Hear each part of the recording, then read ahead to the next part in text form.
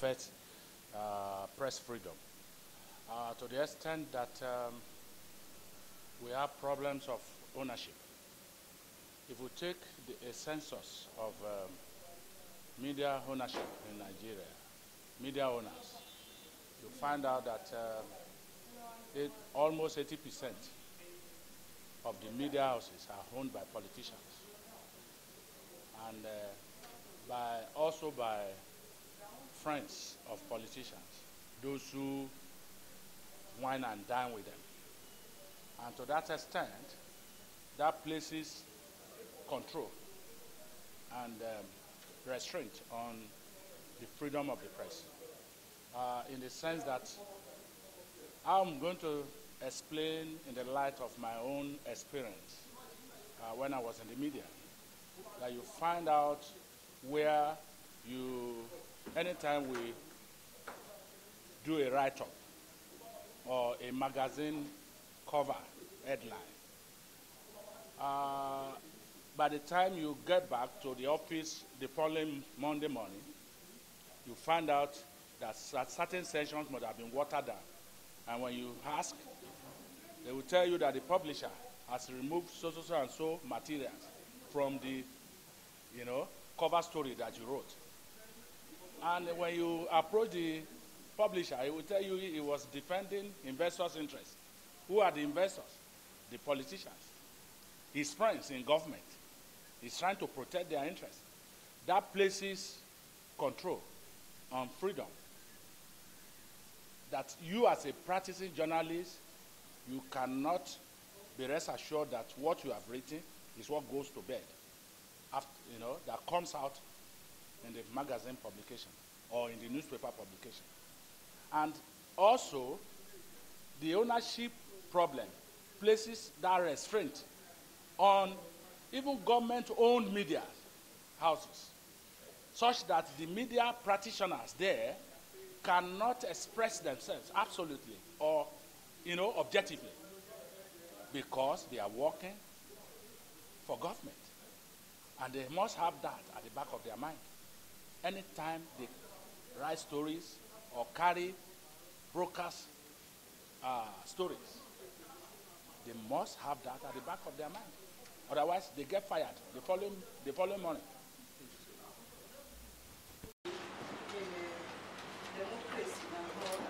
What do we do? What can actually be done by the journalists themselves and the traditional media owners to actually improve on some of these problems? Because we all know that he has actually brought about this. I thank the lady for that very short intervention. She's from Central Council. From the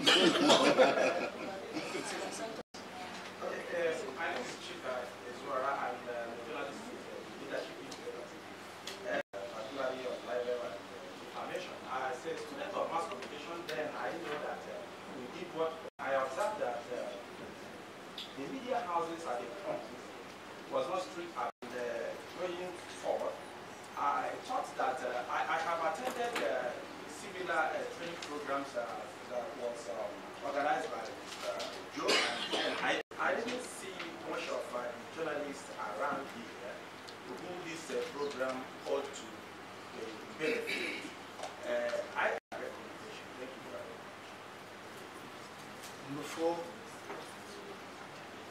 Likely to become more popular. In any event, under the current arrangement, I think everyone says that the media, especially the print media, are becoming extinct. So the current situation is not working. So why don't we try a different track and see whether, if we actually focus on these issues that are not sensational but touch people's lives, whether we're likely to see a turnaround in the media. So on the issue of balancing those constitutional responsibilities and the economic interest of the media, I really don't see any difficulty in that. I think when we begin to address issues that affect people directly, they're more likely to want to invest in the media. A situation where we have a population of over 180 million people, and no newspaper can say that my daily circulation is 200,000. means that really you are not speaking to the people that you are supposed to be speaking to. Them. You are certainly in different worlds completely. Appointment to press council, we must also recognize the nature of the Nigerian state. The Nigerian state has been privatized by the ruling class. So if you allow the state represented by government to do whatever they like, at the end of the day, it will be to the detriment of the Nigerian people. Let's face it, if government appoints anybody to any board, it's not just anybody. Government will not appoint headed to a board of press council. It will look for somebody that is pliable, that will not rock the boat. We must recognize that point.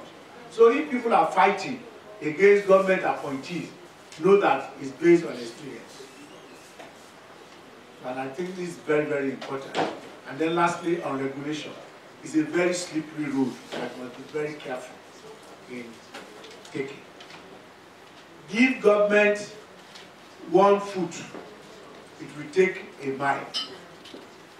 So we need to be very careful. And that's why the Nigerian media, the journalists themselves, must be able to do things on their own.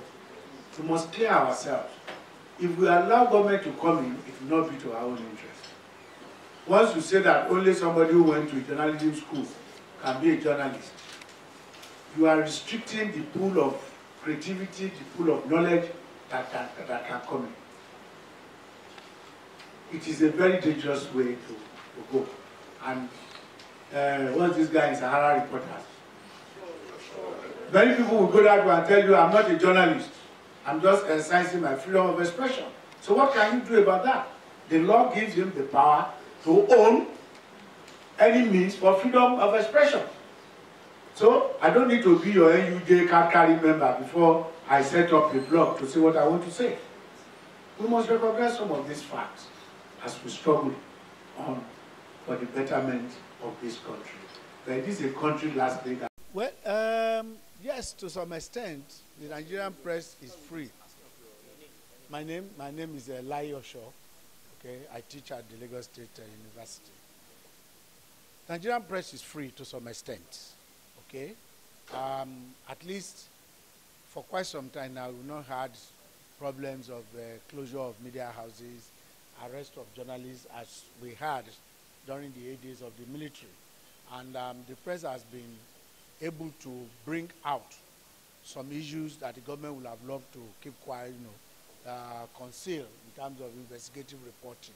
So there is, at least to the level of our development, as a developing country, I would say that just Nigerian press has enjoyed some freedom, in the last few years, maybe 10 years or so.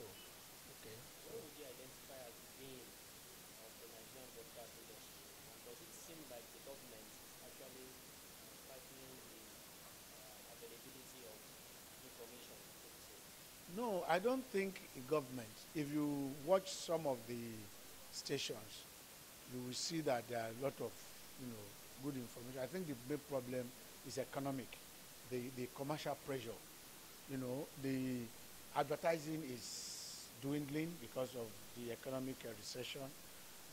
So that means that they have to do everything, juggle here and there to stay afloat.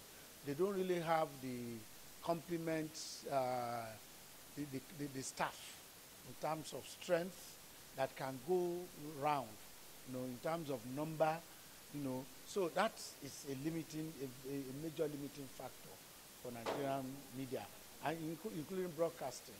Okay, you find out that the kind of equipment they have will not be able to meet the current challenges that we have now. So I think the main problem is economic, which leads to manpower problem. Having the right number of people to do the job. And that means that you find a good number of them filling their airtime with Nollywood films, musicals, and things like that. Well, we have said it that things seems to be moving. We are developing, okay? At least according to the level of development now, things are not too bad. But we can still do more, and we should be able to do more. Thank you. Slightly. In the days of military rule, a major instrument of attack was Decree 2, which empowered the government to detain people indefinitely without charge.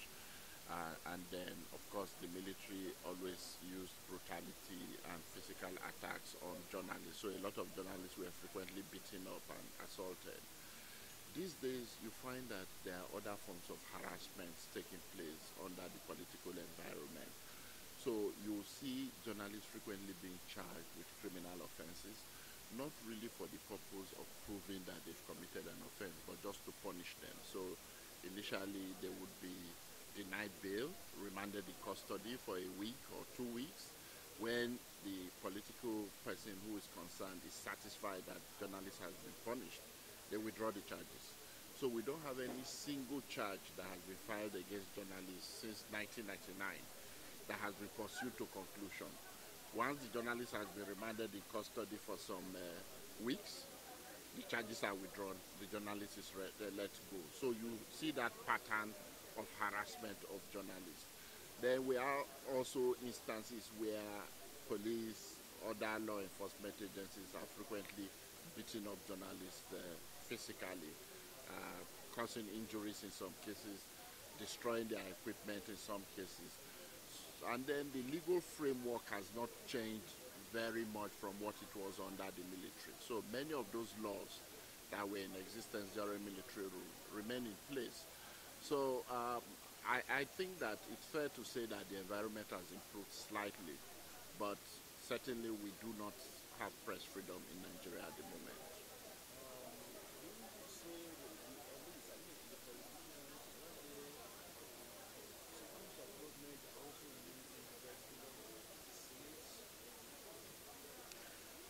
I think one thing we can all agree on, the level of corruption in Nigeria is very high among public institutions and public officials.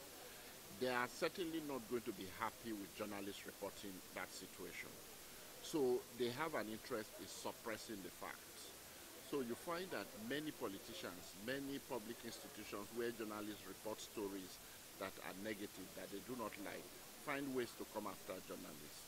So there is this desire to protect themselves from these reports, whether the reports are true or false. That is not to say that 100% the stories are always correct, but the reaction we often see from public institutions, even when the stories are correct, are often extreme and excessive. So it's really people protecting themselves, protecting their reputations, even when the allegations being made against them are accurate and factual.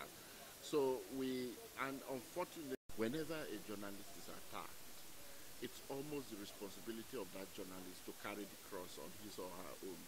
We don't see solidarity or support from other journalists.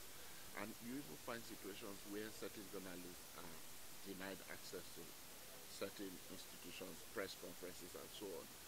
And others are happy to just go in and let those who are denied access be outside. So we need to, I know that the media is competition to some extent, but protecting ourselves should be something we are all committed to, that we do together as a community.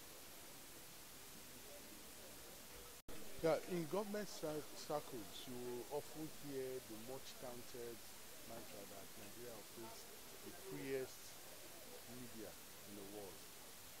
But the reality we have on ground is to the contrary.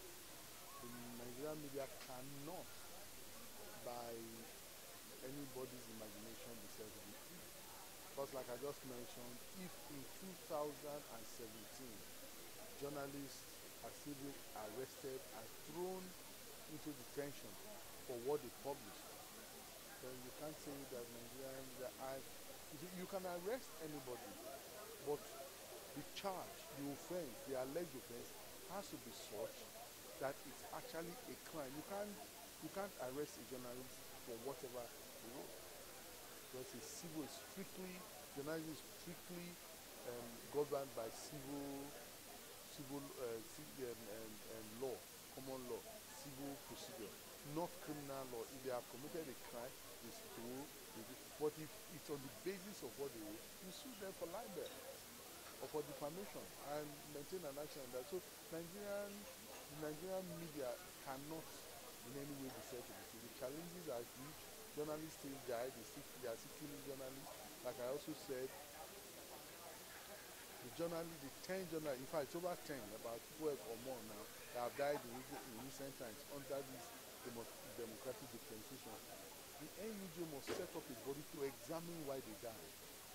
Because you can't assume that this one died in an accident, this one died. There are too many, and they are too close, and the circumstances of their death is not clear.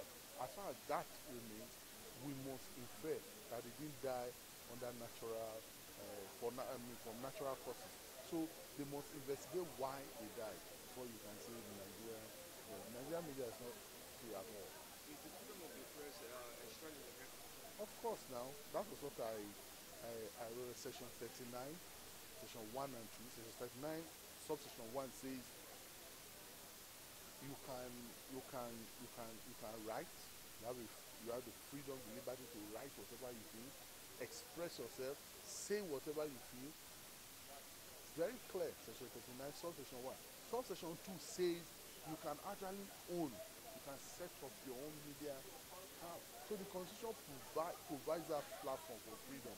But in reality, the government stifles the media. That is the challenge.